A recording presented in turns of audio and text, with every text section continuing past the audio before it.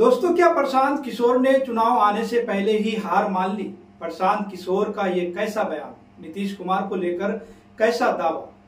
नमस्कार दोस्तों, बहुत स्वागत है आप सभी दर्शकों का और आप इस वक्त देख रहे हैं केनी न्यूज। दोस्तों, बिहार में चुनावी माहौल चरम पर है। भीषण गर्मी में सभी नेता जनता के सामने पसीना बहा रहे हैं। बयानबाजियों, दावों, आरोपों, प्रत्यारोपों की माने तो आंधी सी इस वक्त चल पड़ी है। इस बार का बिहार विधानसभा चुनाव बेहद खास होने वाला है, क्योंकि एक दूसरे से गलबैयां करते और तोड़ते चाचा भतीजा यानी नीतीश कुमार और तेजस्वी यादव एक दूसरे के खिलाफ चुनावी मैदान में होंगे। यूं तो बिहार में पिछले 20 सालों से ऐसा कुछ होता आया, लेकिन इस चुनाव में एक पुराना चेहरा और एक नई पार्टी, जी हाँ दोस्तों, नीतीश कुमार, तेजस्वी यादव और भारतीय जनता पार्टी का जायका खराब कर सकती है। कुछ ऐसा ही अंदाजा लगाया जा रहा है। बहरहाल दोस्तों, उनका चेहरा आपके जहन में आ गया होगा। बिल्कुल सही समझे आप। उनका नाम है दोस्तों प्रशांत किशोर।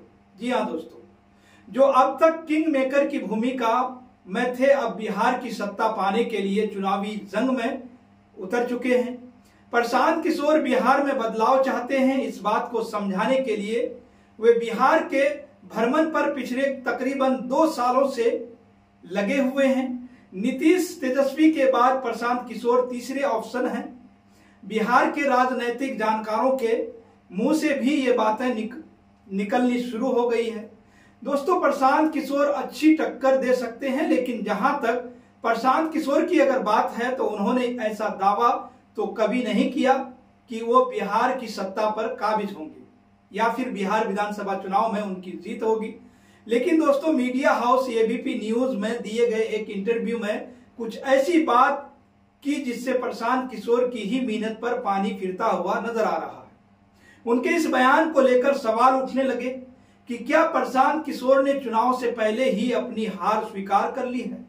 एक सवाल के जवाब में प्रशांत किशोर ने यह कहा कि नवंबर के बाद नीतीश कुमार सीएम नहीं रहेंगे।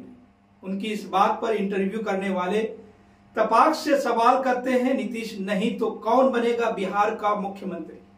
दोस्तों, प्रशांत किशोर बिहार के सीएम होंगे? क्या जन स्वराज की जीत होगी? इस सवाल के जवाब में प्रशांत किशोर ने साफ साफ कहा कि इस बार बिहार में बदलाव तो होगा, लेकिन जन स्वराज की जीत नहीं होगी। तो क्या प्रशांत किशोर ये कह रहे हैं कि उनकी नई नवेली पार्टी कम से कम इस बार तो बिहार में बहुमत हासिल नहीं कर पाएगी?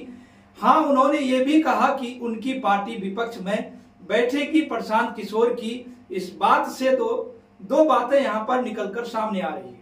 जी हाँ दोस्तों, पहला ये कि वे अपनी पार्टी के बारे में आकलन कर चुके हैं और इस बात को सबके सामने कह भी रहे हैं, और दूसरा ये कि जब वे नीतीश कुमार की हार होने का आकलन कर रहे हैं तो भारतीय जनता पार्टी की भी हार मान रहे हैं, क्योंकि जेडीयू और भारतीय जनता पार्टी गठबंधन बिहार विधानसभा का चुनाव लड़ेगा। अब ऐसे में तो केवल एक ही पार्टी रह जाती है और वो है दोस्तों राष्ट्रीय जनता दल। तो क्या प्रशांत किशोर का ये आकलन है कि बिहार में इस बार तेजस्वी की सरकार बनेगी और विपक्ष में जन स्वराज यानी कि प्रशांत किशोर बैठेंगे? लेकिन अगर ऐसा होता है तो क्या बिहार में बदलाव वाली बात तो साबित नहीं होती, क्योंकि आरजेडी बिहार में 15 सालों तक सत्ता पर काबिज हो चुकी है। तो वह किस बदलाव की बात कर रहे हैं? क्योंकि जनता के बीच खुद प्रशांत किशोर ये कहते हुए नजर आए कि जन स्वराज ही बिहार में बदलाव लाएगी। तो क्या प्रशांत किशोर ने इस इंटरव्यू के जरिए बाकी पार्टियों को गुगली फेंकी कि खुद को हारा बताएं और जमीनी स्तर पर काम करते हुए बिहार की सत्ता पर काबिज हो जाए? उनका यह बयान महज राजनीतिक चाल है या फिर वाकई वो अपनी हार मान चुके हैं?